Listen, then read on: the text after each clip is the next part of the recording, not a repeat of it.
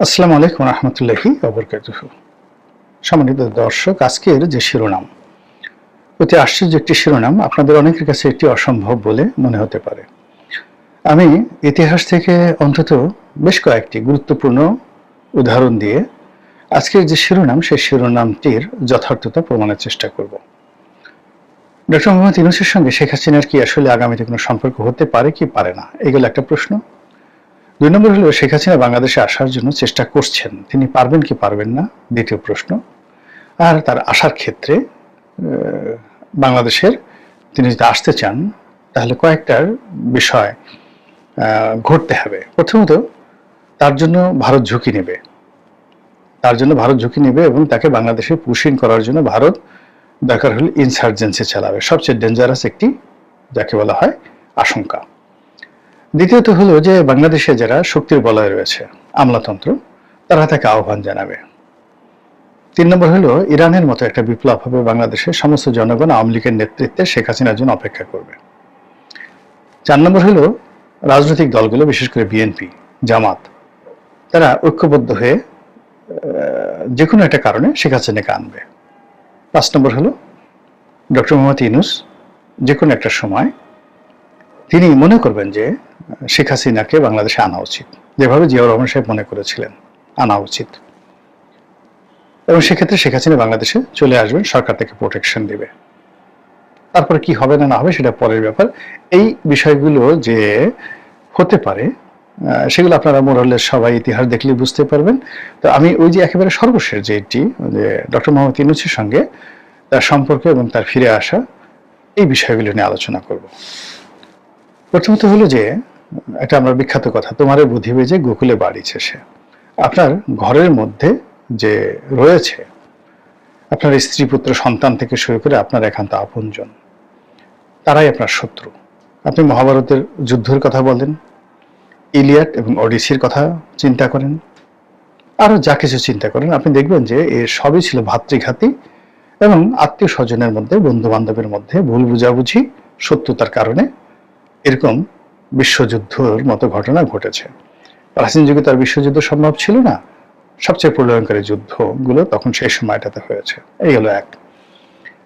২ নম্বর হলো যে মানুষের জীবনে সবচেয়ে আশ্চর্যজনকভাবে পৃথিবীর সবচেয়ে যত বড় মানুষ, মানে লেদুকেদু ধলা নয়, সাধারণ মানুষ নয়, আলেকজান্ডারের মতো মানুষ বা আরো অনেক বড় মানুষ, তারা যে কর্মগুলো করেছেন সেখানে তাদের জীবন যারা বাঁচিয়েছেন, দেখা গেল যে সবচেয়ে তাদের যে ডেড এনিমি, শত্রু, সেই শত্রু তাদেরকে বাঁচিয়েছে, শত্রু তাদেরকে মারেনি।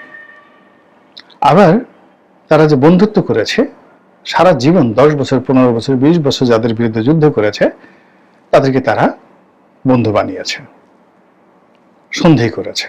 তো সেই ক্ষেত্রে ডক্টর মোহাম্মদ ইউনূসের সঙ্গে শেখ হাসিনার বন্ধুত্ব হওয়া এটা কোনো বিষয় না। ইতিহাসে এরকম হাজার হাজার ঘটনা ঘটেছে, তার কয়েকটি ঘটনা বলবো। ২ নম্বর হলো যে এখন যদি আপনি বাংলাদেশে ধরেন, এই মুহূর্তে ধরেন, ডক্টর মোহাম্মদ ইউনূস সেফ এক্সিটের কথা চিন্তা করেন, তিনি ক্ষমতা হস্তান্তর করতে চান একটি সুসংগত রাজনৈতিক দলের হাতে। আপনার কাছে কি মনে হয় কোন রাজনৈতিক দলটি সবচেয়ে সংখ্যাধিক্য? এখনো তাদের কমান্ড আছে, এখন তাদের নেতা আছে, এখন তাদের নেতার হুকুমে কর্মীরা যাকে বলা হয় রাস্তায় নামে, এবং যিনি প্রধান সেনাপতি, দলের প্রধান, আপনি তারেক রহমান সাহেব, জামাতের আমির জিএম কাদের এবং শেখ হাসিনা, এই চারজনকে আপনি এক পাল্লায় রাখেন। আপনি দেখেন তো কার সাহস বেশি। খালি কোন রকম বডিগার্ড ছাড়া রাত ১২টার সময় এই যে কোনো জায়গাতে যদি যেতে বলা হয়, কে সাহস বলেন, কার সাহস আছে? এই ৪ জন লোকের কথা বললাম যে এই ৪ জনের প্রতিযোগিতা হলো রাত ১২টার সময় সবচেয়ে একটি গোলযোগপূর্ণ এলাকার মধ্যে খালি কোন রকম বডিগার্ড ছাড়া চলে যাবে। আপনার কাছে মনে হয় কে ফার্স্ট হবে? অথবা ধরেন এখন যদি বলা হয় ডক্টর ইউনূস টেলিফোন করেন শেখ হাসিনাকে আর যাকে বলা হয় তারেক রহমান সাহেবকে, আপনারা দুজন কালকে আসেন, বলেন তো কে আগে আসবে? কার আগে আসা সাহস হবে, শক্তি হবে?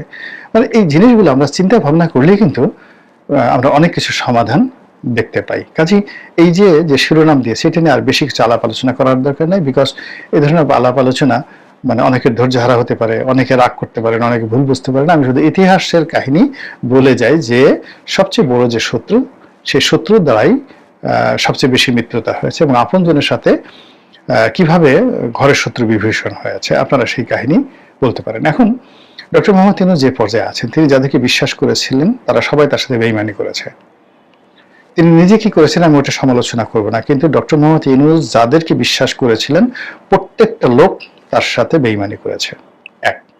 দুই নম্বর হলো ডক্টর মোহাম্মদ ইউনূস যাদেরকে মনে করেছিলেন দে ক্যান ডু বেটার, তারা ভালো করতে পারবে শেখ হাসিনার মন্ত্রী এমপি চেয়ে, তারা কেউ ভালো করেনি। শেখ হাসিনার মন্ত্রী এমপি যা করছে, মানে তারা তো গিয়ে বাথরুমে গিয়ে বা মল ত্যাগ করতে, এরা এখন ঘরের মধ্যে জাস্ট নিজেদের কাপড় জাঙ্গিয়াতে তারা মল ত্যাগ করে। আর সেই মল ত্যাগ করার পরিষ্কার করার জন্য আবার দায়িত্ব কাদেরকে দেওয়া হয় বা কাকে দেওয়া হয় এটা আমি বলতে পারবো না। তো বুঝতে পারেন ব্যাপারটা কি অবস্থায় ঘটছে। তো সেখান থেকে তো একটা ভদ্রলোক একটা আশ্রয় চাইবে যে আমাকে সেভ করা হোক, আমাকে সাহায্য করা হোক, আমাকে স্কোপ দেওয়া হোক। সেই স্কোপ তাকে কে দিতে পারে বলেন তো? সে এই বাংলাদেশে এখন যারা আছে, তিনি সুপ্রিম সাহেবকে বিশ্বাস করতে পারছেন? প্রধান বিচারপতিকে বিশ্বাস করতে পারছেন? প্রধান সেনাপতিকে বিশ্বাস করতে পারছেন? ক্যাবিনেট সচিব যিনি আছেন তাকে বিশ্বাস করতে পারছেন?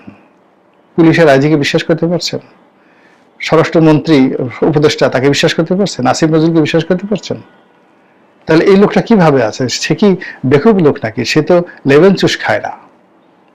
উনি তো যাকে বলা হয় সেই চুইংগাম খান না, তিনি রীতিমতো যা খান কর করে টাকার উপর সারা জীবন শুয়ে থেকেছেন।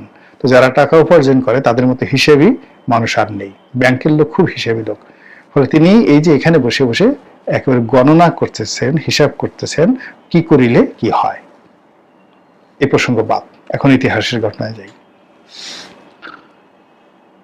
যেমন ধরুন প্রথমে বলি আলেকজান্ডারের কথা। আলেকজান্ডারের সাথে যুদ্ধ হলো কার? ক্ষত্রিয় বীর পুরু ভারতবর্ষে, বিশাল যুদ্ধ।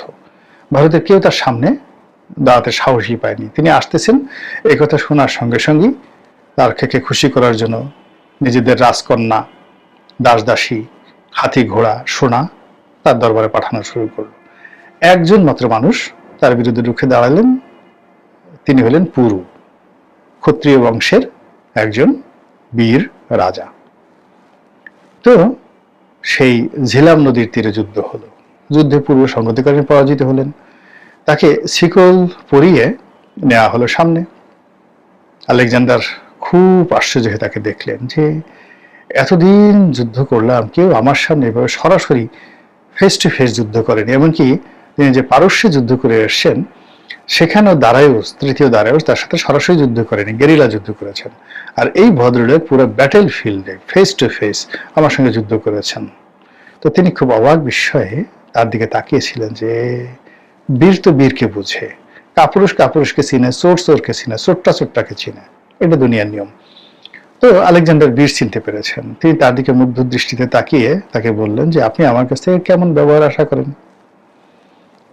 তো তিনি বললেন যে আপনি একজন রাজা, আমিও একজন রাজা। একজন রাজার কাছ থেকে একজন রাজা যেমন ব্যবহার আশা করে আমি তেমন ব্যবহার আশা করি। এক কথায় কেল্লা ফতে। সঙ্গে সঙ্গে তাকে তিনি মুক্তি দিলেন, চেয়ার দিলেন, বসতে দিলেন, তার রাজ্য ফিরিয়ে দিলেন এবং তার সঙ্গে তার একটা বন্ধুত্ব হয়ে গেল। এই গেল অবস্থা। মহাভারতের যুদ্ধ, পাণ্ডব এবং কৌরব তাদের মধ্যে যুদ্ধ হলো। সব মানুষ, লক্ষ লক্ষ মানুষ মারা গেল, শুধুমাত্র অল্প কয়েকজন বেঁচে ছিল। এবং যারা বেঁচে ছিলেন তারা মানে ওই যুদ্ধের উদ্যোক্তা। পরবর্তীতে দেখে গেল তাদের মধ্যে মিল হয়ে গেল, তাদের মধ্যে মিল হলো, কিন্তু ইতিমধ্যে সব সৈন্য সামন্ত সব শেষ। এ হলো মহাভারতের যুদ্ধের শেষ কাহিনী। এরকম একটা অবস্থা। ভারতের গিয়াসউদ্দিন বলবনের কথা বলি। গিয়াসউদ্দিন বলবনের সন্তান বোখরা খান বাংলাদেশে আসলেন, বিদ্রোহ করে বসলেন পিতার বিরুদ্ধে। বলবন আসলেন তার সাথে যুদ্ধ করার জন্য এবং পরবর্তীতে তিনি যুদ্ধ না করে সন্তানের সাথে সন্ধি করলেন, সন্তানকে ছেড়ে দিলেন। এই গেল এক। আবার বুকরা খানের ছেলে কায়কোবাদ তিনি দিল্লি সিংহাসনে বসলেন এবং তিনিও পিতার বিরুদ্ধে যুদ্ধ করলেন। মানে বাংলাদেশে যে বুকরা খান ছিলেন তার বিরুদ্ধে তিনি যুদ্ধ ঘোষণা করলেন দিল্লির সুলতান, একটা বাচ্চা ছেলে। পিতা পুত্রের মিল হলো, খাতির হয়ে গেল। পিতা বুঝলেন যে তার সন্তান বেশি দিন বাঁচবে না, বিকজ সে যে গ্রুপ অফ গ্যাংয়ের মধ্যে পড়েছে একে মেরে ফেলবে। ফলে তিনি দিল্লিতে গেলেন না পুত্রের সাথে, পুত্রকে দোয়া করে দিলেন, যাওয়ার পথেই সে তাকে মেরে ফেলা হলো। আকবরের আর জাহাঙ্গীরের ঘটনা বলি। বিদ্রোহ করলেন জাহাঙ্গীর, যুদ্ধ হলো, বন্দি করে আনা হলো। আবার সেই পুত্রকে তিনি ক্ষমা করে দিয়ে তার হাতে সিংহাসন দিলেন।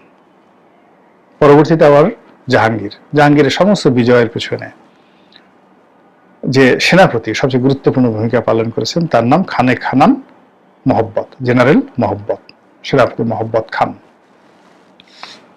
তো এই মোহাম্মদ খান একবার এই ঝিলাম নদীর তীরে, পাকিস্তানের ভারতের সবকিছু আসলে ঝিলাম নদীর তীরেই মানে অনেক ঘটনা ঘটেছে। তো সেই ঝিলাম নদীর তীরে তিনি আরাম ফরমাচ্ছিলেন।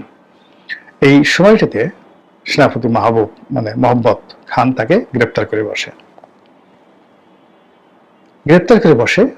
কিন্তু তারপরও সে জাহাঙ্গীরকে মারেনি, জাহাঙ্গীরকে বাঁচিয়ে রেখেছিল এবং জাহাঙ্গীর তার সঙ্গে সন্ধি করেছিল। সন্ধি করার পরেও মোহাম্মদ খানকে পদচ্যুত করেনি, তাদের মধ্যে বন্ধুত্ব হয়েছে।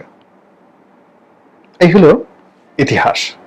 তো কাজেই অতীতে যদি আপনি বিএনপি এবং আওয়ামী লীগের মধ্যে শত্রুতা চিন্তা করেন, আপনি যদি জিয়াউর রহমান সাহেবের সঙ্গে শেখ হাসিনার শত্রুতা চিন্তা করেন, এরশাদের সঙ্গে বেগম জিয়ার শত্রুতা চিন্তা করেন, যেখানে ধরে নেওয়া হয় যে শহীদ প্রেসিডেন্ট জিয়াউর রহমানের হত্যাকাণ্ডের সঙ্গে এরশাদ সরাসরি জড়িত, আবুল মঞ্জুরকে দিয়ে তিনি এই কাজ করিয়েছেন, সেখানে সেই এরশাদের সাথে বন্ধুত্ব করার জন্য তার বাসায় কি তারেক রহমান সাহেব যাননি?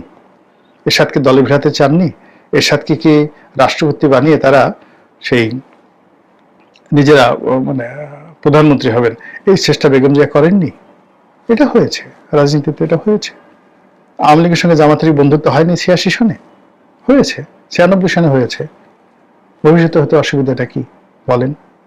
বিএনপির সঙ্গে আওয়ামী লীগের কি বন্ধুত্ব হয়নি? বহুবার হয়েছে, ভবিষ্যতেও হতে পারে। সেক্ষেত্রে যদি আপনি আওয়ামী লীগ বিএনপির সমস্যা দেখেন, বিএনপি জামাতের সমস্যা দেখেন, বিএনপি আওয়ামী লীগের সমস্যা দেখেন, আওয়ামী লীগ জামাতের সমস্যা দেখেন, আওয়ামী লীগ জাতীয় পার্টির সমস্যা দেখেন, আর অতীতের যে ঘটনাগুলো বললাম তার সঙ্গে যদি তুলনা করেন, বলেন তো আসিফ নজরুলের সাথে শেখ হাসিনা কি সমস্যা? ফয়জুল করিমের সাথে কি সমস্যা? রেজওয়ানার সাথে শেখ হাসিনার কোনো সমস্যা আছে? কোনো সমস্যা নেই। এই যে শফিক যে প্রেস সচিব, তার সাথে শেখ হাসিনা কি সমস্যা? কোনো সমস্যা নেই। তার সাথে তিনি শেখ হাসিনাতে দূরে কথা, বাহাউদ্দিন নাসিমের সাথে এখন তার ছবি দেখা যাচ্ছে। তারপরে সাকিব আল হাসানের বা ওই মুর্তজার সঙ্গে তার ছবি দেখা যাচ্ছে। তাদের সঙ্গে তো কোনো সমস্যা নেই, সমস্যা ছিল না। শেষের দিকে এসে যে কোনো কারণে হোক, আমার সাথে আপনার সাথে অনেকের সাথে তো শেখ হাসিনা বা তার দলের মতদ্বৈততা তৈরি হয়েছে, ছিল। আমরা ক্ষতিগ্রস্ত হয়েছি, ডক্টর মোহাম্মদ ইউনূসও ক্ষতিগ্রস্ত হয়েছেন, নানাভাবে ক্ষতিগ্রস্ত হয়েছেন। কিন্তু ক্ষতিগ্রস্ত হওয়া মানেই বন্ধুত্ব হবে না বা কোনো কিছু সম্ভব না, এটা তো বলা যায় না। তো কাজেই ইতিহাস উল্টে গিয়ে